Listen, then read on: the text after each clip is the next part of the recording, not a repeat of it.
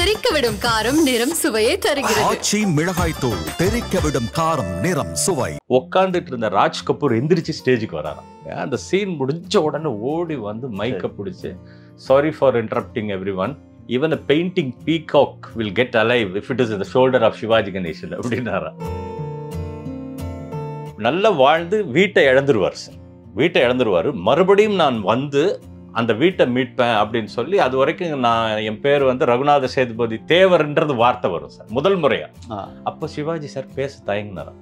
சொல்லலாமான்னு தயங்கினாராம். இல்லை நீங்க சொல்லுங்க அப்படின்னு சொல்லி அதுதான் ரகுநாத சேதுபதி சேர்வன்னு சொல்லி மீசையை முறுக்கி நடிச்சிருப்பார் சார். இப்போ சோழ வந்தா சுந்தர மகாலிங்கத்துக்கு பஞ்சாயத்துல கிடைச்ச வரவேற்பை பார்த்தீங்கன்னா அப்படியே பூரிச்சு போயிருப்பேன்னு பாட்டி கிட்ட சொல்லுவார் சார். 5 டேக்கு 7 டேக்கா சார் சிவாஜி சார். அப்பாவுக்கு திருப்தி இல்லை. சிவாஜி சார் கோவம் வந்துச்சா.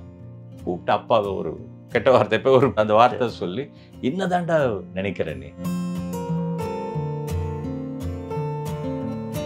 சிவாஜி சாரை வந்து வெறும் நடிகரா லிஸ்ட்ல சேர்த்துறாதீங்க தயவு செய்து. Is not only an artist sir. How to make your life கன்ஸ்ட்ரக்டிவ்னு சொல்லி சார் சிவாஜி சாரை பத்தி செமினார் நடந்தது. a bundle of qualities formed into one shape, that is நடிகர் திலகம் அப்படின்னாரு சார். நாகேஷ் சார் வந்து கொஞ்சம் லேட்டா வந்துட்டு இருந்த நேரம் சார். சில பழக்கங்கள்னால ஒரு லேட்டா வரக்கூடிய காலகட்டம் இருந்தது. அப்ப அந்த டைமிங் சொல்லும்போது நாகேஷ் சார் வந்து அப்பா கிட்ட ரிப்போர்ட் பண்ணாராம். இவர்கிட்ட ஒரு 7 மணிக்கு இவரு பாட்டுக்கு வந்துடுறாரு, 7 மணி இவருக்காக எல்லாரும் வர வேண்டியிருக்கு அப்படின்னு நான் இது கேட்டுட்டாரா சார். கூப்பிட்டு நாகேஷ் அப்படின்னு என்ன இல்லை ஒன்றும் இல்லைன்னு எங்க அப்பா சொன்னாராம். அப்பாவும் நாகேஷ் சார் நல்ல நண்பர்கள் சார். இல்லை ஏன் 7 மணிக்குன்னு கேட்குறாருன்னா அப்போ ஒரே வார்த்தை சொன்னாராம், என்னைக்காவது 7 மணிக்கு வரதை தவறுச்சுன்னா, நான் வராமல் இருந்தேன்னா அன்னைக்கு நான் ரிட்டையர்டான. ஒரு ப்ரொஃபஷன்ல ஒருத்தன் டைமிங் கூட மெயின்டைன் பண்ண முடியலன்னா அவெல்லாம் என்ன ப்ரொஃபஷன்?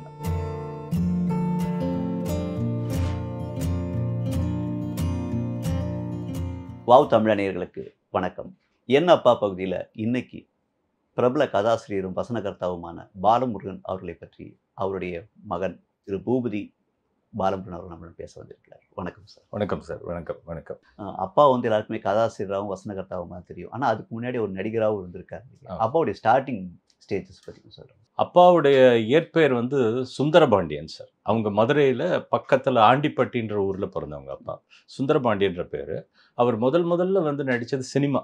குழந்தை நட்சத்திரமாக ஒரு 7 வயசில் சித்திரகலா மூவி டவுன்னு மதுரையில் இருந்தது சார். அதில் குமரகுரு அப்படின்ற படத்தில் பாலமுருகனாக நடித்தார்.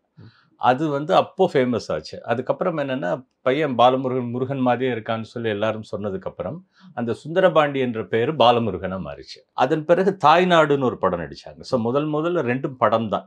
அதன் பிறகு தான் அப்பா வந்து எங்களுடைய பாட்டி காளியம்மாள்னு சொல்லி அவங்க வந்து ரொம்ப நாடக ரசிகர். அவங்க தான் வந்து அப்பா சினிமாவுக்கு வரணும்னு ஆசைப்பட்டு இதெல்லாம் பண்ணது சார். அப்புறம் வந்து பாய்ஸ் கம்பெனியில் அப்பா ஜாயின் ஆனாங்க. அங்கேருந்து சக்தி நாடக சபாவுக்கு வந்தாங்க. அப்போ சக்தி நாடக சபாவில் வந்து சிவானந்தையான்றவர் தான் குருவாக இருந்தவர். அப்போ அப்பா கூட ஒர்க் பண்ணவங்க யாருன்னா பட்டுக்கோட்டை கல்யாண சுந்தரம். ஸோ அப்போ தான் அங்கே அவங்க இது பண்ணாங்க. அப்போ ஒரு 14 வயசு இருக்கும்போதே நடிச்சுக்கிட்டே இருக்கும்போது நாடகம் எழுதிட்டார் சார். அமைதின்ற ஒரு நாடகம். சரி 14 அப்பாவுக்கு அந்த வயசு 14. அந்த நாடகத்தில் பட்டுக்கோட்டையாரும் நடித்தார். அப்போ என்ன நல்ல இன்சிடென்ட் சார், அந்த சிவானந்தையான்ற ஒரு குரு அவர் ரொம்ப ஸ்ட்ரிக்டாக இருப்பார். அவர் கரெக்டாக டைமிங்கு அந்த டிசிப்ளின் தான் இப்போ இவங்களுக்கெல்லாம் பின்னாடி வந்த வரைக்கும். ஆமாம், அது நல்ல சுவாரஸ்யங்கள் இருக்குது. அவருக்கும் சிவாஜி சாருக்கும் நடந்த சில சம்பவங்களை பிற்பாடு அது சொல்கிறேன் சார். இதில் என்ன முக்கியமானதுன்னா, பட்டுக்கோட்டையார் வந்து அவருக்கு வந்து அந்த ஸ்ட்ரிக்ட்னஸ் பிடிக்காம நான் சென்னைக்கு போகிறேன்னு சொல்லிட்டாரு. அப்புறம் அப்பா தான் வந்து அவங்க ஃபாதர் வேலுத்தேவர்ன்னு இருந்தாங்க அப்பாவோட ஃபாதர். அவங்க கிட்ட தான் பணம் 200 ரூபாய் வாங்கி பட்டுக்கோட்டைக்கு கொடுத்து சென்னைக்கு அனுப்பி வச்சது. அப்படிதான் பட்டுக்கோட்டை கல்யாண சுந்தரம் சென்னைக்கு வந்தாரு. அதன் பிறகு பாடுகிறாங்க சார். அப்படி நாடகத்துல எழுதிக்கிட்டே வந்த ஃபாதர். அதுக்கப்புறம் வந்து இதுல ஒரு நல்ல சம்பவம். அப்பா முதல்ல நடிகர். அவர் வந்து நடிப்புல வந்து மதுரையில எல்லாருக்கும் தெரியும் சார். இப்போ கூட பாரதி ராஜா சார் கூட நான் மீட் பண்ணும்போது ஒரு முறை சொன்னார், எல்லாரும் வந்து சிவாஜியை பார்த்து நாங்கள் நடிக்க வந்தோம்னு சொல்லுவாங்க. அது உண்மை, நானும் வந்தேன். ஆனால் எங்களுக்கு ரொம்ப தாக்கம் பாலமுருகன் சாருடைய நடிப்புன்னு. தேனிலாம் நாடகம் நடக்கும், சைக்கிள் எடுத்துட்டு நாங்கள் பார்க்க போவோம், அப்பாவோட நடிப்பு அப்படி இருக்குன்னு சொல்லுவாங்க சார். இதில் நல்ல விஷயம் என்னென்ன சார், நடிகர் திலகம் அவர்கள் அப்பாவை சந்திச்சது முதல்ல வந்து அப்பாவோட நாடகத்தில் சார். அப்போ சிவாஜி சாருடைய நாடகம் நடந்துகிட்டு இருக்கு. அப்பாவுடைய நாடகம் மணப்பாறையில் 3 ஒளிகள்னு ஒரு நாடகம் சார். அது இங்கே சிவாஜி நாடகத்துக்கு என்ன வசூல் இங்கே நடக்குதோ கிட்டத்தட்ட பக்கத்துக்கு அது ஒரு வசூல் நடக்குது. அப்போ ஈக்குவலா இருக்கு. அப்போ சிவாஜி ஆச்சரியப்பட்டாரு, என்னடா இப்படி ஒரு வசூல் நடந்துட்டு இருக்கு, யாருன்னப்ப இந்த மாதிரி பாலமுருகன் சொல்றாங்கன்னு நான் போய் பார்க்கணும்னு சொல்லி அன்னைக்கு சாயங்காலம் ஒரே பரபரப்பு. நாடகம் என்னன்னா சிவாஜி சார் வராருன்னு எங்க அப்பாவுக்கு ஒரே பதட்டம். ஏன்னா சிவாஜி சார் தான் இன்ஸ்பிரேஷன் அப்பாவுக்கு. அவரே வராருன்னு சொல்லி அந்த நாடகத்தை முழு நாடகம் பார்த்தாராம். பார்த்துட்டு சொன்னாராம், இவருடைய உருவம் மட்டும் சின்னதா இருக்கு, மற்றபடி இவர் சென்னைக்கு வந்தாருன்னா எனக்கு ஒரு போட்டியா வருவாருன்னு வாழ்த்திட்டு போனாரு. எங்க அப்பாவுக்கு அப்ப தெரியாது இவர் கதாசிரியரா வந்து சிவாஜி சாருக்கு இவ்வளவு படங்கள் எழுதுவது தெரியாது சார். அப்படிதான் முதல் சந்திப்பு. அதே மாதிரி எம்ஜிஆர், மக்கள் திலகம் எம்ஜிஆர் அவர்கள் கூட அப்பாவை சந்திச்சது திப்பு சுல்தான் ஒரு நாடகம் சார். அப்பா இப்போ பண்றாங்க. அப்பாவுக்கு கூட இருந்தவர் ஜான் பாபுன்னு ஒருத்தர், அவர் எழுதின நாடகம் அப்பா நடிச்சாரு. அந்த நாடகத்தை அவர் பார்க்க வந்தார். எம்ஜிஆர் பார்க்க வந்து பாராட்டி, நீங்க எப்ப சென்னைக்கு வந்தாலும் என்ன வந்து பாருங்க அப்படின்னு சொல்லி சொன்னார். அந்த அளவு நாடகம் தான் அப்பாவுக்கு எல்லாமே முக்கியமா இருந்தது. அப்பா சிவாஜியோட சேர்ந்து பண்ணது கூட முதல் நாடகம் சார், நீதியின் நிழல் அப்படின்ற ஒரு நாடகம். இதுல ஒரு ஆச்சரியமான விஷயம் சார், அப்போ வந்து அப்பா நாடகங்கள்லாம் எழுதிட்டு, அப்போ தோடநெறி ராஜு, கருப்பு சுப்பையான்னு 2 பேர் நடிகர்கள் சார். அவங்க 2 பேரும் அவங்க தான் வந்து சிவாஜியை பார்க்கறதுக்கு அந்த சந்தர்ப்பத்தை ஏற்படுத்தி கொடுத்தவங்க. அப்பா வந்து சிவாஜியை சந்திச்சு நீதியின் நிழல் நாடகம். இதுல என்ன சிறப்புன்னா சார், ஒரு முறை தான் சார் கேட்டார். ரொம்ப ஆச்சரியமான ஒரு விஷயம், நம்பவும் முடியாது. டயலாக்ஸ் அப்பா படிக்கிறாங்க, ஃபுல் நாடகம் சொல்லிட்டு ஒரு முறை அந்த டயலாக் ஃபுல்லா படிக்கிறார் சார். அந்த மொத்தமா கேட்கிறாரு, ஒரே ஒரு முறை தான். அப்பதான் அடுத்த வாட்டி மற்றவங்களுக்கு ரிஹர்சல் நடக்கும்போது இவர் பார்த்தார், அவ்வளவுதான் சார். மதுரை சண்முகானந்தா ஹால்ல வந்து நாடகம் அரங்கேற்றம் சார். எங்க அப்பாவுக்கு ஒரு பயம் இருந்துகிட்டே இருக்கு, என்ன ரிஹர்சலே பண்ணலையே, ஒரு முறை தானே கேட்டார், எப்படி இருக்குன்னு பார்த்தா அவ்வளோ பெரிய வரவேற்பு, மிகப்பெரிய வெற்றி சார் இப்ப அந்த நாடகம். அதுல ஒரு சிறப்பு என்ன அப்படின்னா சார், அதுல வந்து நாடகத்துல டூயல் வேஷம் சார். முதல் முறையாக நாடகத்துல டூயல் வேஷம் போட்டு நடிச்சிருப்பாரு. ஃபர்ஸ்ட் ஹாஃப்ல ஒரு கேரக்டர் வரும், செகண்ட் ஹாஃப்ல ஒரு கேரக்டர் வரும். முதல் காட்சியே தீச்சேட்டி ஏந்தி கரகாட்டம் ஆடிக்கிட்டு வருவார் சார். பாம்பேல இருக்கக்கூடிய தமிழர்கள்லாம் அவ்வளோ கைத்தட்டி வரவேற்றாங்க அந்த காட்சி. அப்போ அவ்வளோ இயல்பா நடிச்சாரு. அந்த நாடகம் பெரிய சக்சஸ் ஆச்சு. அதுதான் வந்து அப்பாவுக்கு அந்த நாடகத்தினோட என்ட்ரி சார். இது சொல்லும் போது இன்னொரு சுவாரஸ்யமான ஒரு சம்பவம் சார். அதாவது சக்தி கிருஷ்ணசாமி ஐயாவுடைய நாடகம் ஒன்று நடக்குது சார். அது கவியின் கனவா, பேரு தெரியல சார். அதுல வந்து சிவாஜி சார் அக்பரா நடிச்சிருப்பார் அந்த இதுல. அதுல ஒரு இன்சிடென்ட் சார், பின்னாடி ஹுட்டுன்னு ஒண்ணு போடுவாங்க. சிவாஜி சாருடைய சிறப்புக்கு சொல்றோம். அந்த ஹுட்டுன்னா ஒரு தொங்கும் பேக்ல இருக்கும் சார். அந்த மன்னர்கள் நடந்து வரும்போது அப்போ வந்து ஒரு மயில் தோகை, ஒரு மயில் மாதிரி இருக்குன்னு ஒன்று போட்டிருக்காங்க. அந்த காலத்திலேயே சார் அது 5000 ரூபாய் சார். 5000னா அது பெருசு. இப்பெல்லாம் ஒரு 5 லட்சத்துக்கு சமம். அந்த காலத்துல சார் 5000 ரூபீஸ் அது போட்டிருக்காங்க. அன்னைக்கு நாடகம் பார்க்க வர்றது யாருன்னா sir, Raj Kapoor family sir, மொத்த ஃபேமிலி. அப்புறம் லதா மங்கேஷ்கர் ஃபேமிலி. ராஜ் கபூர் ஃபேமிலியில முன்னாடி இருந்து பாக்குறாங்க. அப்போ வந்து ஓய்க்க தேவர்னு ஒரு பெரிய நடிகர், அந்த நேரத்தில் சிவாஜி நாடகங்கள் நடிச்சிட்டு இருந்தார், பின்னாடி திரைப்படங்கள் நடிச்சவர் சார். அவர் அப்பாவும் இருக்கார். அப்பா நாடகம் அடுத்த நாள் நடக்க போகுது. இன்னைக்கு அப்பா செட்ல இருந்து எல்லா ஒர்க்கும் சிவாஜிக்காக பண்ணுவாங்க. ஏன்னா சக்தி கிருஷ்ணசாமி அப்பாவுக்கு குரு மாதிரி, அதனால கூட இருந்து எல்லாம் பண்ணுவாங்க. அந்த சுவாரஸ்யமான சம்பவம் என்ன சார், அந்த ஓய்க்க தேவர்ன்றவர் என்ன சொல்றாரு, எப்பவுமே இவருக்கு தான் பேர் வருது, இன்னைக்கு நான் வந்து நடிச்சு சிவாஜியை காலி பண்ணிடுவேன்டாராம். என்னங்க, நாமப்பா இன்னைக்கு பாருப்பா என்ன பண்ண போறேன் பாரு அப்படின்ட்டு இருக்காரா. உள்ள ஸ்கிரீன் போகும்போது சக்தியார் கூப்பிட்டு சிவாஜி சார்கிட்ட சொல்றாரா, அந்த ஹுட் பார்த்துட்டு அவர் ஒருத்தர் தான் கணேசான்னு உரிமையோட பேசுறவர். சிவாஜி சார் சக்தி கிருஷ்ணசாமி ஐயா தான் ஒரு சிலர் தான், அதுல முக்கியமானவர் ஒரு சக்தி கிருஷ்ணசாமி ஐயா. அவர் சொன்னாரா, கணேசா இந்த மாதிரி பின்னாடி இது எவ்வளவு விலை தெரியுமா, 5000 ரூபாய், கொஞ்சம் பார்த்துக்கப்பா அப்படின்னாரா. சரிங்க அப்படின்னு போயிட்டார். சீன் போய் சலீமை கூப்பிடணும் சார், அக்பர் கூப்பிடுறாரா. அப்போ டைலாக் எழுதியிருக்காங்க, சலீம் அப்படின்னு வரான். திரும்ப இன்னொரு முறை சலீம் அப்படின்னு அவர் கவனிக்க மாட்டாரா. அக்பர் ஒருவரை இருமுறை அழைப்பது இதுவே முதல் முறை அப்படின்னு வரான். அதாவது நான் அவ்வளோ பெரிய ஆளுன்றது. அந்த சீன் முடிஞ்சு பேக்ல நடந்து போய் ஒரு டைலாக் பேசணுமா சார். அப்போ சிவாஜி சார் என்ன பண்ணி லைட் மேன்ஸ் எல்லாம் பேசி லைட் எல்லாம் ஆஃப் பண்ணி அந்த பேக் ஹுட் அதுக்கு மட்டும் ஒரு ப்ளூ லைட்டு ஒரு ரெட் லைட் மாதிரி வருமா சார். நம்ம அவ்வளோ செலவு பண்ண காமிக்கணும்னு சொல்லி சார் ஒரு வாக் பண்ணுவார் சார். அந்த வாக் பண்ண எப்படி இருக்குமா சார், அந்த மயில் ஆடும் சார். அப்படி பாட்டு மயில் ஆடும். அப்படி ஆடி ஆடி ஆடி தியேட்டரை கிளாப்ஸ் பண்ண உடனே உட்காந்துட்டு இருந்த ராஜ் கபூர் எந்திரிச்சு ஸ்டேஜுக்கு வராராம். எப்போவுமே இன்டர்வல்ல வருவாங்க, நாடகம் முடிஞ்சோடனே வருவாங்க. அந்த சீன் முடிஞ்ச உடனே ஓடி வந்து மைக்கை பிடிச்சி, sorry for interrupting every one, even a painting peacock will get alive if it is in the shoulder of Shivaji Ganeshan அப்படின்னாரா.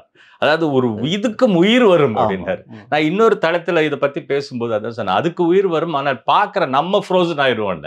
ஒரு உடலும் அதாவது உடையும் நடிக்கும் அப்படிங்கிறத எங்க அப்பா பக்கத்துல இருந்து பார்த்தாரு. இதுல என்ன சிறப்புன்னா, இங்க கைத்தட்டு வந்தவொடனே சிவாஜி சார் அடிச்சிருவோன்னு சொல்லிட்டு இருந்தார் பாருங்க ஓயக்க தேவர். அவரு டயலாக் பேச மறந்து அப்படியே நின்றுட்டு இருக்காரா சார், பேச்சே வரலையா. சிவாஜி சார் எடுத்து கொடுக்குறாரு பேச்சு, அதுக்கப்புறம் தான் பேசுறாராம். அதுக்கப்புறம் சீன் முடிஞ்சோடனே ஓயக்க தேவர் போய் சிவாஜி அப்பா கேட்டாரா, என்னங்க என்னமோ இன்னைக்கு அவர் அடிச்சிருவேன் அப்படிலாம் சொன்னீங்க, எங்கப்பா முடியும், அவரு நடிக்கல, அவர் திரும்பி பார்த்தா அவர் போட்டுக்க ட்ரெஸ் எல்லாம் நடிக்குதுப்பா அப்படின்னு இது அப்பா பக்கத்துல இருந்து பார்த்தாங்க சார். இதை எதுக்காக சொல்றேன் அப்படின்னா சார், நாடகத்துல வந்து சிவாஜி சாருடைய நடிகர் திலகத்தினுடைய சிறப்பு ரொம்ப பெருசு சார். எங்க அப்பா கூட இருந்து பார்த்ததுனால திரைப்படங்கள்லாம் அதுல ஒரு 50% தான் சொல்லுவாங்க சார். அது நாடகத்தினுடைய ஒரு 50% தான் திரைப்படத்துல இருந்தது அப்படின்வாங்க சார்.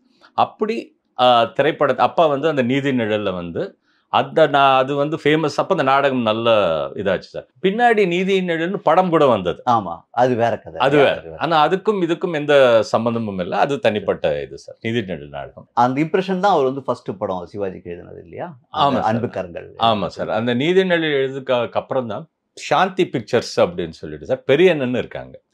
அவங்க தான் சிவாஜி ஐயாவுடைய வளர்ச்சிக்கெல்லாம் முக்கியமான காரணம். பெரியண்ணன்றவங்க இருக்காங்க.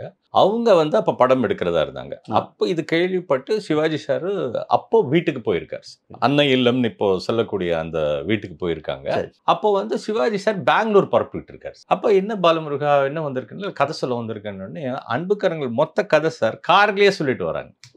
சென்னையில இருந்து பெங்களூர் வரைக்கும் போறதுக்குள்ள அந்த அன்புக்கரங்கள் கதை முடிஞ்சிருச்சு. அப்புறம் அவங்க வீட்டுல மாப்பிள்ளைன்னு இருப்பாங்க, இந்த சாந்தி தியேட்டர்னுடைய நிர்வாகம் பார்த்துக்கிட்டு இருந்தவர் சார். அவரு அவங்க வீட்டுல தான் தங்கி சாப்பிட்டுட்டு வந்தாங்க. அன்புக்கரங்கள் முதல் படம். அது என்னன்னா சார், ஒரு கோபத்தினால ஒருத்தனுடைய வாழ்க்கை எப்படி திசை மாறி போகுதுன்றது அன்புக்கரங்கள். ஃபர்ஸ்ட் டைம் ஒரு ஒன் மேன் ஸ்டேஷன் சார். அதுல சிவாஜி சார் ஆக்ட் பண்ணிருப்பாரு. ஸ்டேஷன் மாஸ்டரா நடிச்சிருப்பாங்க. தங்கச்சியா வந்து மணிமாலா அவங்க நடிச்சிருப்பாங்க சார். அதுக்கு ஒரு சுவாரஸ்யம் என்னன்னா சார், மணிமாலா அம்மா அவங்க வந்து அறிமுகமானது அந்த படம் தான். அவங்கள அறிமுகப்படுத்தினது அப்பா தான் சார். அப்போ வந்து இங்க டி நகர்ல ஒரு சபா சார், ஹிந்தி பிரச்சார சபா சார். அங்க வந்து ஒரு மழை அடிச்சிருக்கு, அப்பா ஒதுங்கி இருக்காங்க. அங்க நாட்டிய நாடகம் நடந்துகிட்டு இருக்கு. அதுல இவங்க ஆடிக்கிட்டு இருந்தாங்க, மணிமாலான்றவங்க. அதை தான் வந்து அப்பா சொல்லி அதுக்கப்புறம் கூப்பிட்டு தேர்வு பண்ணி அந்த படத்துல நடிச்சாங்க சார். அதுல வந்து ஜோடியா வந்து தேவிகா அம்மா நடிச்சிருப்பாங்க, நாகேஷ் இருப்பாரு. அப்ப அப்பா நாடகத்துக்கு வர்றதுக்கு காரணமா இருந்த அந்த கருப்பு சுப்பையான்னு சொன்ன பாத்தீங்களா சார், அவரும் நடிச்சிருப்பாரு அந்த நடிக்காக. அவர் இருப்பாரு, இந்த தோடு நெறிராஜ் இருப்பாரு. அப்போ வந்து எல்லா பாடல்களும் ஹிட் சார். அதுல ஒன்னா இருக்க கத்துக்கணும், காகிதத்தில் கப்பல் செய்து, அப்புறம் இரவு விடிந்து, அப்போ சுதர்சனம் மாஸ்டர் சார் எல்லா பாட்டும், எல்லாமே வாலி எழுதின பாட்டு, எல்லாமே சிறப்பான பாட்டு. படம் அப்போ வந்து ஹிந்துவோ ஏதோ ஒரு இன்டர்வியூ எழுதினவங்க கூட ஒரு பெங்கால் படம் மாதிரி இருக்குன்னு எழுதியிருப்பாங்க சார். கொஞ்சம் அது மேக்கிங் சங்கரன். ஆமா சார், கே சங்கர் சார் தான் டைரக்டர் சார். நல்ல ரொம்ப பாடல் ரொம்ப சிறப்பா பண்ணிருப்பாங்க அந்த படம் சார். அது சிறப்பா அமைஞ்ச படம் அந்த படம். இதுல என்னன்னா சார், வாலி சார் தான் எல்லா பாட்டும் எழுதினாங்க. ஆனா எங்க ஃபாதர் என்ன பண்ணிட்டாரு, அதுக்கு பிறகு எல்லா படமும் கண்ணதாசனோட எழுதியிருக்காங்க, கவியரசோட எழுதியிருக்காங்க. அது வாலி சார் கூட என்கிட்ட வருத்தமா ஒரு தடவை சொன்னார், என்னப்பா இது நான் தான் முதல்ல எழுதினேன், ஆனா அப்பா ஃபுல்லா கண்ணதாசனுக்கே பண்ணிட்டாரு அப்படின்னுவாங்க. அப்படி அப்பாவுக்கும் கண்ணதாசனுக்கும் தொடர்பு சார். முதல் படம் அன்புக்கரங்கள். இப்போ அப்பாவுடைய ஹிஸ்டரி தனி, சிவாஜி கணேசன் ஹிஸ்டரி தனி பிரிக்க முடியாது. எனக்கா சிவாஜி சாருக்கு வந்து பல படங்கள், ராஜபட்ராங்குதுரை, எங்கள் தங்கராஜா, அன்புக்கரங்கள், எல்லாத்துக்கும் மேல வந்து வசந்த மாளிகை, கிட்டத்தட்ட ஒரு 10 படம் கிட்ட அப்பா சிவாஜிக்கு பண்ணி அதிகமா பண்ணிருக்காங்க சார். அவங்க அது அந்த அளவுக்கு அந்த காம்போ வந்து ஹிட் ஆனதுக்கு என்ன காரணம்? முதல் படத்துல இருந்து அவங்களுடைய எல்லா படமும் எடுத்துக்கிட்டீங்கன்னா, அதாவது முதல் பெரிய வெற்றி பெற்ற படம் எங்க ஊர் ராஜா சார். எங்க ஊர் ராஜா வந்து ஒரு அப்பாவோட வாழ்க்கையில சந்திச்ச ஒரு நபர். அவங்க மதுரை பக்கத்துல நல்ல வாழ்ந்த ஒரு குடும்பம், அது நசிஞ்சு போயிருது. அதன் பிறகு அதை எப்படி மீட்கிறதுன்னு வந்த படம் சார். அது பல பேருக்கு ஒரு உந்துதலா இருந்தது. ரகுநாத சேதுபதின்ற ஒரு கேரக்டர், அதை கொடுத்தே பழக்கப்பட்ட ஒருவன், அதை அளவுக்கு மேல கொடுக்க கூடாது, தனக்குன்னு வச்சுக்கணும் அப்படின்றது உள்ளுக்குள்ள இருக்கிற இது. அப்படிப்பட்ட ஒரு கேரக்டர் சார். அந்த ஃபாதர் பண்ணிருப்பாரு, சன்னும் சிவாஜி சார் பண்ணிருப்பாரு. அதுல ஜெயலலிதா அம்மா நடிச்சிருப்பாங்க, நாகேஷ் சார் ஒரு சன் ஆக்ட் பண்ணிருப்பாங்க. அந்த படத்துல சார் சிறப்பு என்ன அப்படின்னா, நல்லா வாழ்ந்து வீட்டை இழந்துருவார் சார். வீட்டை இழந்துருவாரு, மறுபடியும் நான் வந்து அந்த வீட்டை மீட்பேன் அப்படின்னு சொல்லி, அது வரைக்கும் நான் என் பேர் வந்து ரகுநாத சேதுபதி தேவர்ன்றது வார்த்தை வரும் சார் முதல் முறையா. அப்போ சிவாஜி சார் பேச தயங்கினாராம் அந்த கம்யூனிட்டி. அப்போ கூப்பிட்டு அப்பா கிட்ட கேட்டாரா, முருகா இந்த மாதிரி என்னது இது நம்ம இப்படி யூஸ் பண்றோம் அப்படின்னு. இல்லைங்க, அந்த கதாபாத்திரமே அந்த தன்மை, அது ஒரு வீரத்தை குறிக்கக்கூடிய அமைப்பா இருக்கு, அதனால வந்து ரகுநாத சேதுபதினு சொல்றோம். இதே பிரஸ்டீஜா நல்ல பிரஸ்டீஜ் பத்மநாபயர்னு நாடகம் பண்ணீங்க, அதுக்கு அந்த இதுக்கு அது பொருத்தம். அப்ப அந்த கேள்வி வரல, இதுல அப்படி வராது. சொல்லலாமான்னு தயங்கினாராம். இல்லை நீங்கள் சொல்லுங்க அப்படின்னு சொல்லி அதுதான் ரகுநாத சேதுபதி சேர்வன்னு சொல்லி மீசையை முறுக்கி நடிச்சிருப்பார் சார். அந்த படம் சித்ரா தேட்டர்லயோ எங்கேயோ, அதுக்கப்புறம் எங்கே வந்தாலும் சார் அதன் பிறகு சிவாஜி சாருக்கு கிடைச்ச வரவேற்பு வேறுங்க. தென் மாவட்டங்களில் வந்து அது கிடைச்ச வரவேற்பே வேற. அது ஒரு அவ்வளோ பெரிய இது வந்தது சார். அதில் குறிப்பிட்டு ஒரு காட்சி என்னன்னா, மகன் சிவாஜி அப்பா பழைய வீடு அதை மீட்கணும்னு வர. ஸோ ஜென்ரேஷன் கேப்பில் எப்போவோ கட்டின வீடு இப்போ போய் அதை எதுக்கு மீட்கணும்னு போராடிக்கிட்டு இருக்கோம் அப்படின்னு வேண்டான்னு வாங்க சார். அதில் அப்பா பையனுக்கு ஒரு ரெஃப்ட் வரும். நான் ஒருத்தனாக இருந்து செய்ய வேண்டாம் அப்படின்னு பையன் சொல்ல, 2 கை தட்டினா தான் சத்தம் வரும், ஒருத்தரால் பண்ண முடியாதுன்னு ஏன் முடியாதுன்னு சொல்லி ஒரு பர்ஃபார்மன்ஸ் பண்ணியிருப்பார் சார். ஒரு ஆளாக இருந்து நான் மீட் பண்ண சொல்லி இந்த ஷோல்டரில் தட்டுவார், இப்படி தட்டுவார். தட்டின உடனே இடி இடிக்கும், மழை வரும். அப்போ தான் யாரை நம்பி நான் பிறந்தேன் பொங்கடா பொங்க பாட்டு சார். இந்த சுச்சுவேஷன் சொன்ன உடனே சிவாஜி சார் என்ன சொன்னாரா, அப்போ ஆர்ஸ் Sundaram sir cameraman sir. But இதுக்காக ஸ்பெஷலாக நம்ம வின்சென்ட் சார் வந்தார். அப்போ என்னென்ன சார், ஸ்ரீதர் சார் படங்களுக்கெல்லாம் வின்சென்ட் சார் தான் கேமராமேனு, வின்சென்ட் சாருக்கு ஆப்ரேட்டிவ் கேமராமேனு சுந்தரம் சார் இருப்பார் சார். இந்த பாட்டுக்கு ஸ்பெஷலாக வின்சென்ட் சார் எடுத்திருப்பார். இப்போ கூட நீங்கள் பார்த்தீங்கன்னா பிளாக் அண்ட் ஒயிட்டில் அவ்வளோ தெளிவாக இருக்கும் சார். அந்த யாரை நம்பி நான் பிறந்தேன் பாட்டு. இதில் ஒரு சுவை என்னன்னா சார், அப்பாவுக்கும் இங்க கண்ணதாசன் ஐயாவுக்கும் இந்த இதில் நடந்த ஒரு சுச்சுவேஷன். கதையினுடைய மொத்த அம்சத்தை ஒரு பாடல்ல சொல்லிடுவாங்க. அதுதான் யாரை நம்பி. இப்ப வரைக்கும் பட்டி மண்டபத்துல பேசாதவங்க கிடையாது சார். எங்க இருந்தாலும் இந்த யாரை நம்பி நான் பிறந்தேன்னு தான் சொல்லுவாங்க. இதுதான் ஒரு உதாரணமா சொல்லுவாங்க. இதன் பிறகுதான் பல படங்கள், மகன்கள் கைவிட்டுட்டு போறது, அப்பா எப்படி தவிச்சு பிள்ளைங்க மறுபடியும் திருந்து எப்படி வருதுன்னா இதன் பிறகு வந்தது சார். அதுல பாசிட்டிவாகவும் இருக்கும், ஒரு உணர்ச்சியாகவும் இருக்கும்னு சொல்லி பாட்டு சார். அது யாரை நம்பி நான் பிறந்தேன் பொங்கடா பொங்க, என் காலம் வெல்லும் வென்ற பின்னே வாங்கடா வாங்க அப்படின்னு வரும் சார். அதில் கண்ணதாசன் ஐயாவுக்கு ஒன்று சார் எழுதிக்கிட்டே இருப்பார். எப்போவுமே சுச்சுவேஷன்ஸ் சொன்ன உடனே எங்கள் ஃபாதரை சொல்லக்கூடியது சார், யோசிக்கிறதுக்கு டைம் கிடையாது சார். எந்த ஒரு பாயிண்ட்டும் ஒரு சுச்சுவேஷன் சொன்ன உடனே திங்கிங் ப்ராசஸ் வேணும் சார். உள்ளே வாங்கிட்டு அது உள்ளே போய் அதுக்கப்புறம் வரும் சார்.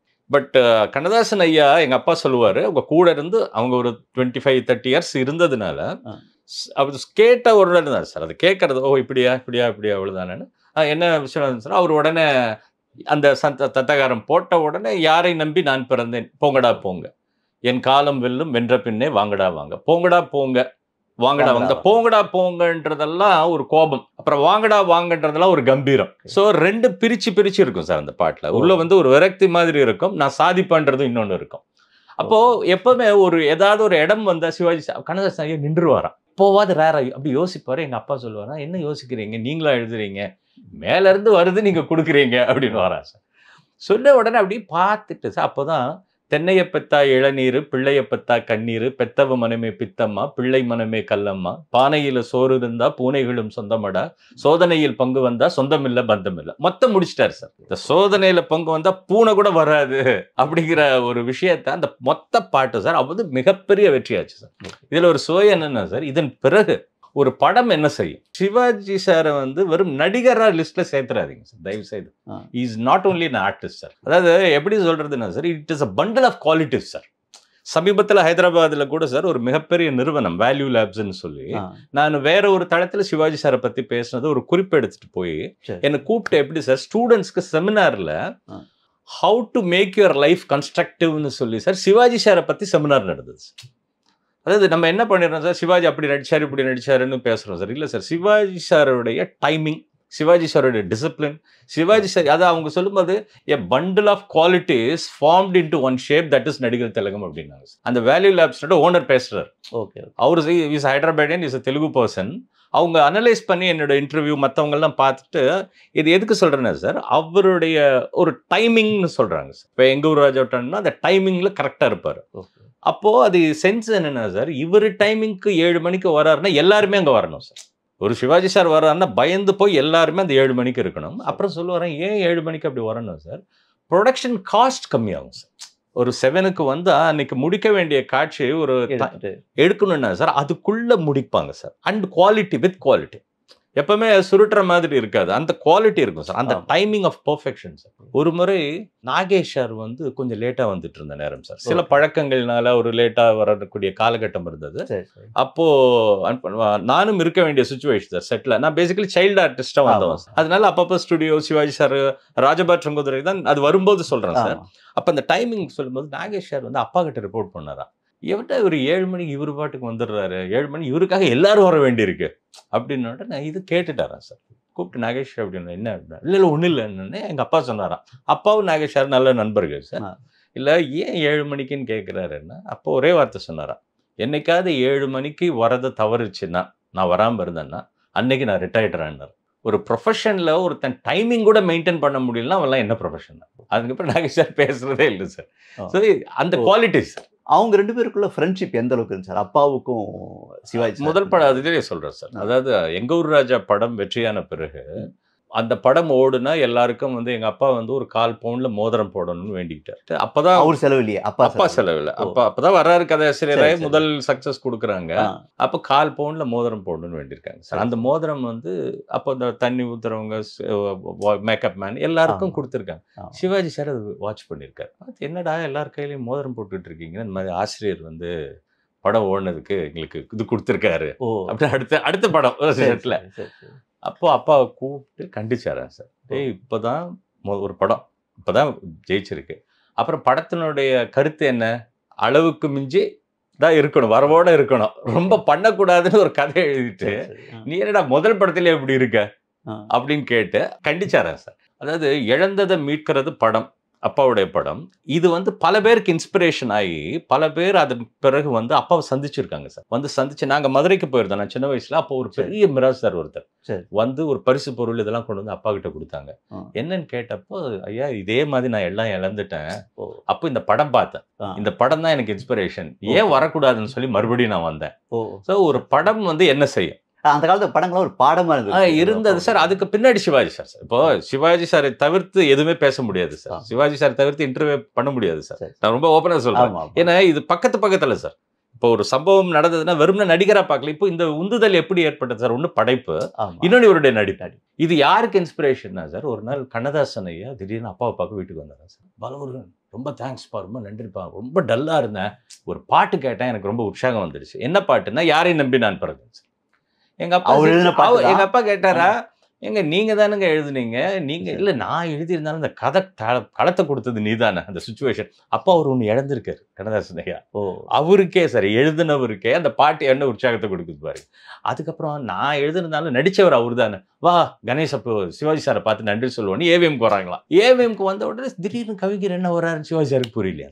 அப்பாவும் கவிஞரும் உள்ள வராங்க. வந்தவொடனே கவிஞர் கையை பிடிச்சி பாட்டு கேட்டேன் பிரமாதம் அப்படின்னு அதை பாராட்டிட்டு போறாரா சார். சிவாஜி சாருக்கு ஒண்ணுமே புரியலையா. என்னடா இது அவர் எழுதின பாட்டு தானே முருகா, என்னென்ன இல்லைங்க எங்கிட்டே அப்படிதான் வந்தாரு, ஏதோ பாட்டை கேட்டோன்னு உற்சாகம் வந்துருச்சுன்றார். அப்போ சிவாஜி சொன்னாரா சும்மா கேட்டலாம், இவர் எப்போ திட்டுவாருன்னு தெரியாது, எப்போ புகழ்வாருன்னு தெரியாது, திடீர்னு திட்டிடுவாரா, திடீர்னு புகழ்வாரா. ஸோ ஒரு படம் என்ன செய்யும்? சிவாஜிக்கும் கண்ணதாசனுக்குமே ஒரு காலகட்டத்தில் ஒரு ரிஃப்ட் இருந்தப்போ அவங்கள சேர்த்து வைக்கிறது கூட அப்பா இருந்திருக்காங்க சார், இருந்திருக்காங்க. அது அதாவது இஸ் அ ப்ரொஃபஷனல் சார். இன்னைக்கு இருக்கிற ஜென்ரேஷன் தெரிஞ்சுக்க வேண்டியது, ஒரு சின்ன விஷயத்துக்கே கூட நம்ம ப்ரொஃபஷனல் முரண்பட்டுறோம். அவர் எனக்கு வேண்டாம், இவர் வந்தா நான் பண்ண மாட்டேன், இந்த கேமராமேன் இருந்தா இது பண்ண மாட்டேன்லாம் சொல்றது. சிவாஜி சாருக்கு அது இல்லை சார். அவர் எப்பவுமே கண்ணதாசன் ஐயாவும் இவங்க 2 பேரும் ரிஃப்டா இருக்கிற ஒரு நேரத்துல கூட அந்த பாடலுக்கு தேவை அப்படின்னா அவர் தான் சார் கூப்பிடுவோம். இப்போ ஒரு உதாரணத்துக்கு சொல்றேன் சார், பட்டிக்காடா பட்டணமா படம் அவர் இல்லாம தான் எழுதணும்னு எல்லாம் முடிவு பண்ணிட்டாங்க. அதுல முதல் பாட்டு சார் அம்பிகையே ஈஸ்வரியன் பாட்டு, ஒரு தீச்சட்டி எடுத்துட்டு அவரு பாடி வரணும் சார். 3-4 கவிஞர்கள் எழுதியிருக்காங்க, பேர் சொல்ல விரும்பல சார். அவரு சிவாஜி சார் பிடிக்கல.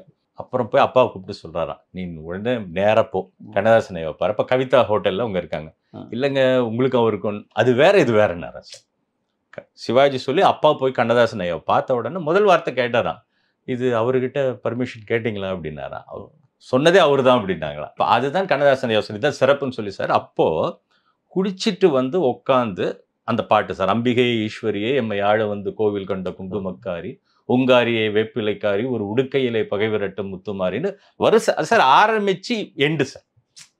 ஆரம்பிச்சு உடனே ஃபுல் சாங் சார் முடிச்சுட்டு. அதான் எங்க அப்பா எல்லாரும் சொல்லுவாரு, எல்லாருமே எல்லா கவிஞர்களும் பாட்டை யோசிச்சு எழுதுவாங்க, ஆனா கண்ணதாசன் ஐயா மட்டும்தான் எழுதிட்டு யோசிப்பாரு.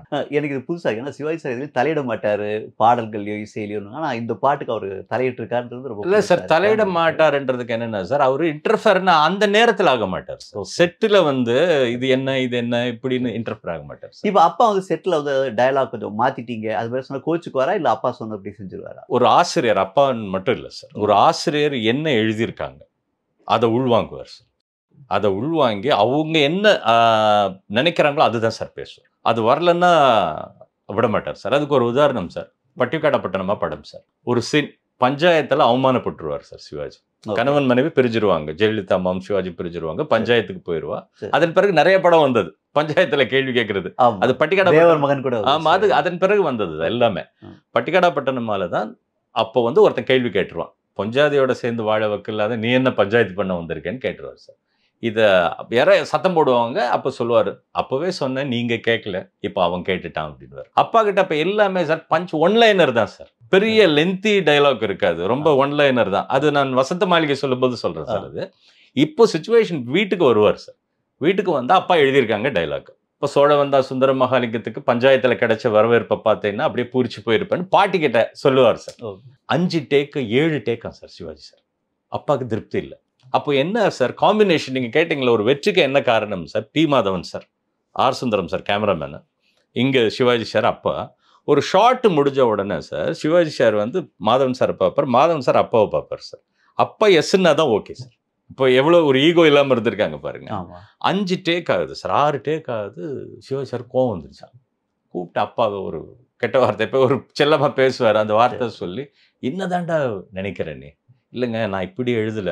அப்போ நீ எப்படி எழுதுனேன்னு எனக்கு ஒரு ரிதம் வேணும்னாரான் சார். ஓகே, என்னடா ரிதம்னே அப்பா வந்து அங்கே சொன்னாராம், சோழ வந்தா சுந்தர மகாலிங்க சேர்வைக்கு பஞ்சாயத்தில் கிடைச்ச வரவேற்பை பார்த்துருந்தீங்கன்னா அப்படியே பூரிச்சு போயிருப்பேன். நான் வராம போயிட்டேனே, அந்த நான் வந்திருக்கேனே உயிரோட, இப்படி போகணுமா சார்? ஓ சரி சரி, இதை முதல்ல சொல்ல வேண்டியதான் திட்டி அதுக்கப்புறம் சார் தியேட்டர் கிளாப்ஸ். அந்த அவங்க பார்த்துக்கிட்டு இருக்கவங்க எல்லாம் அந்த பெர்ஃபார்மன்ஸ். அந்த காலத்தில் கதாசிரியர்களுக்கு அவ்வளோ மரியாதை பாருங்க. அதான் சார் பாருங்க, அவரால் தான் இவர் அறிமுகமானவர். ஓகே, அவர் நாடகத்தில். ஆனால் தனக்கு அவருக்கு என்ன பிடிக்கும், 7 டேக்கு வந்து ஒருத்தர் வாங்கி இப்பெல்லாம் போயிடுவானுங்க. இவ்வளவுதான் நடிச்சா இவ்வளவுதான் வாங்க, அதுக்கு மேலாம் கிடையாதுன்னு 7 டேக். அதுக்கப்புறம் அந்த ரைட்டர் என்ன சொன்னாருன்றதை அப்படியே பண்ணார். இப்போ இங்க மாதவன் சாரும் ஈகோ பார்க்கல, என்ன ஒரு ரைட்டர் ஓகே சொன்னதுதான் ஓகே. இப்போ டைரக்டர் டாமினேட்டிங் இருக்கிற ஃபீல்டு இது.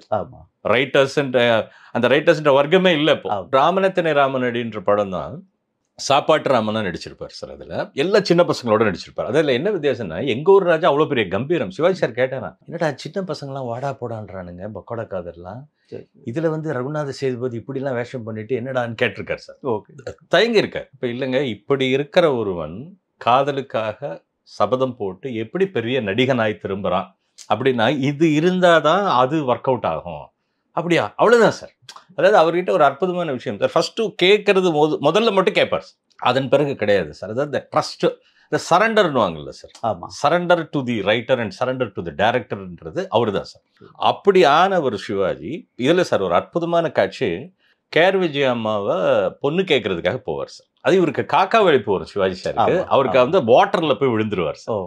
அப்ப காக்கா வலிப்பு வரும்போது கேஆர் விஜயா அம்மா வண்டியை நிறுத்திட்டு, தேவகின் பேர் சார், அவங்க கொண்டு வந்து சாவியை கொடுத்து நிப்பாட்டிடுவாங்க. சிரிச்சிட்டு போவாங்க. அந்த சிரிப்பை பார்த்து என்ன விரும்புறான்னு இவர் நினைச்சிட்டு இந்த சின்ன பசங்கள்லாம் ஏற்றி விட்டுட்டு பசங்கள்லாம் அதுலதான் அந்த அம்மாடி பொண்ணுக்கு தன் மனசு பாட்டு சார்.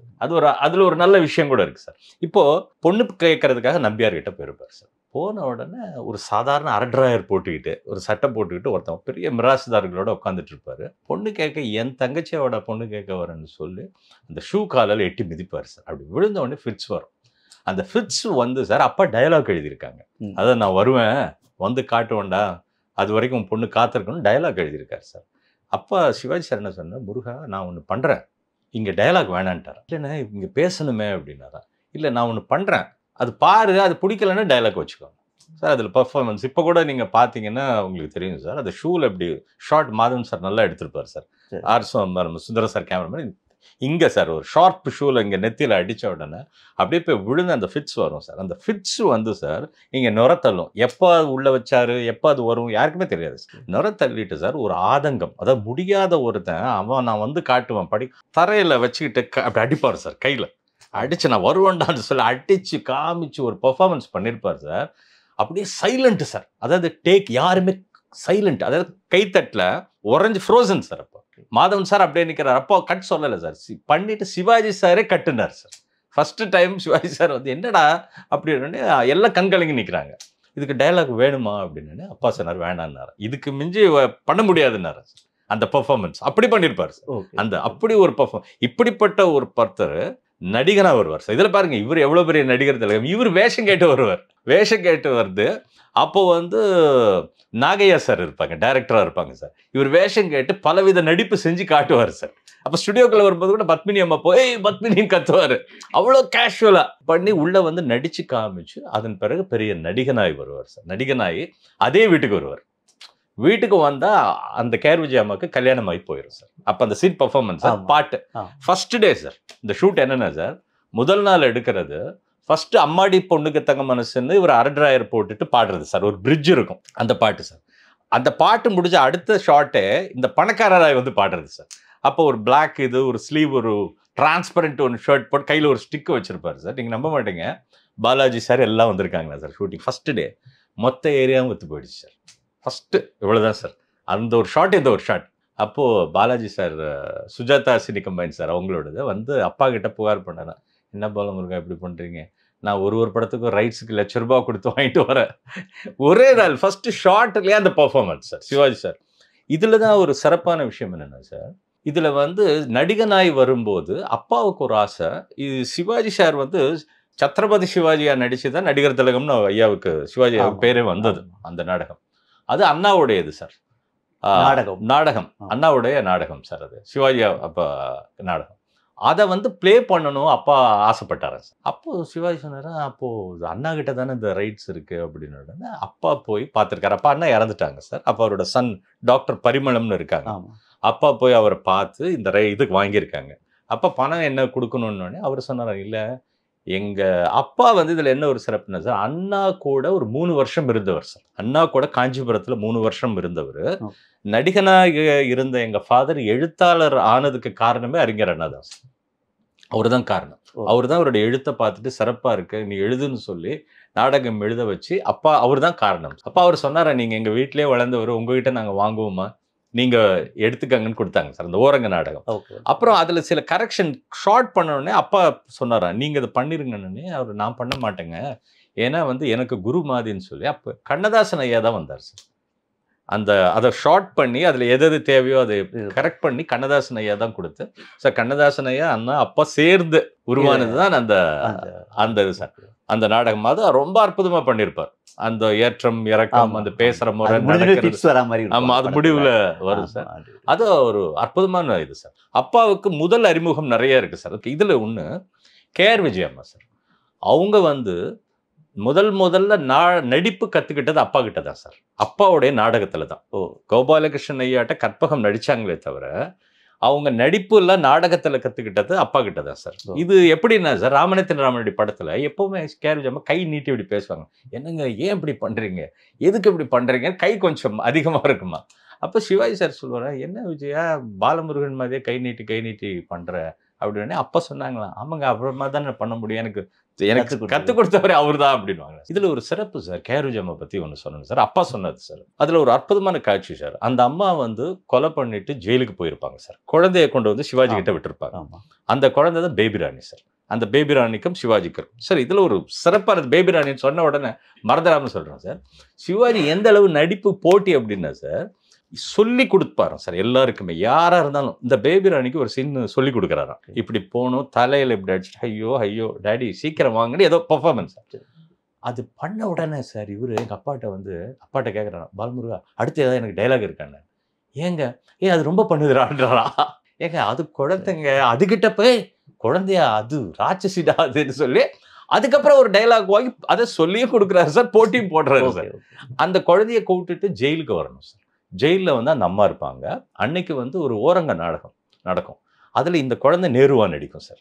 அதனால தான் அந்த படத்துக்கு தேசிய விருது கிடைச்சது சார். அந்த நேரத்தில் ராமநாதன் ராமன் நடிக்க அது உள்ளே வரும்போது கேஆர் விஜய் அம்மா பார்ப்போம், சிவாஜி பார்ப்பார் சார். டைலாக்கே கிடையாது சார். டைலாக் பார்த்து இந்த குழந்தைய காட்டுவார். அப்படி உன் குழந்தை தான் அப்படின்னா அந்த அம்மா அழுகும் சார். அந்த பர்ஃபார்மன்ஸ் பண்ணியிருப்பாங்க சார். அப்படி பண்ணியிருப்பாங்க. அப்போ எங்கள் அப்பாட்ட சிவாஜி சார் சொல்லலாம், ஏய் இந்த அம்மா கேஆர் விஜயாவுக்கு ஒரு குணம் பத்தியா என்னன்னா, எல்லா நடிகைகளுக்கும் தான் என்ன நடிக்கிறோன்றது தெரியுமா சார். சாவித்திரி அம்மா, பத்மினி அம்மா, பானுமதி அவங்க ஒரு லெஜெண்ட், அதுக்கு அன்கம்பேரபிள். ஆனால் கேஆர் விஜய் அம்மாவுக்கு அவங்க என்ன பண்ணுறாங்கன்னே தெரியாது சார். தான் ஒரு பர்ஃபார்மரு, தான் ஒரு ஆர்டிஸ்ட்ன்றது அது தெரியவே தெரியாது சார். இப்போ கூட சார் ஃபாதர் 2 வருஷத்துக்கு முன்னாடி தான் மறைஞ்சார். ஒரு கண்டலன்ஸ்க்காக அவங்க எனக்கு ஃபோன் பண்ணியிருந்தாங்க. அப்போ நான் இந்த சம்பவத்தை கேட்குறேன். சரி. அம்மா இந்த மாதிரி ராமனித்தர் ராமரெட்டியில் இப்படி ஒரு சம்பவம் நடந்தது, நீங்கள் இப்படி நடிச்சப்போ சிவாஜி சார், ஆமாம் பூபதி, அப்போ என்ன எனக்கு இப்போ கூட தெரியாதுன்றாங்க சார். அவங்க என்ன சொல்கிறோமோ நம்ம பண்ணுவோம் சார். இவ்வளோ படங்கள் இவ்வளோ பண்ணவங்க சார், அந்த குவாலிட்டிக்கு சொல்லுவாங்க. இப்படி ஒரு யுனைட்டியாக இருந்தது சார். அப்போ ஒரு குடுக்கல் வாங்கல், அவங்க என்ன சொல்கிறது, இவங்க என்ன சொல்கிறது, டிஸ்கஸ் பண்ணிக்கிறது. அதனால ராமனித்தர் ராமரெட்டி இவ்வளோ பெரிய வெற்றிக்கு காரணம் சார் அந்த படம். இப்போ வசந்த மாளிகை வந்து அப்பாவுடைய பீக் அப்படின்னு சொல்லலாம் சார். அந்த காதல் வசனங்கள்லாம் அதில் வந்து ரொம்ப இருக்கும். அதுக்கு அவர் எப்படி ஒர்க் பண்ணார் சார்? சார் இதில் ஆச்சரியமானது என்ன சார், வசந்த மாளிகை படத்தை எழுத அப்பா மறுத்துட்டாங்க சார். சிவாஜி சார் நடிக்க மறுத்துட்டாங்க சார். என்ன காரணம்னா சார்,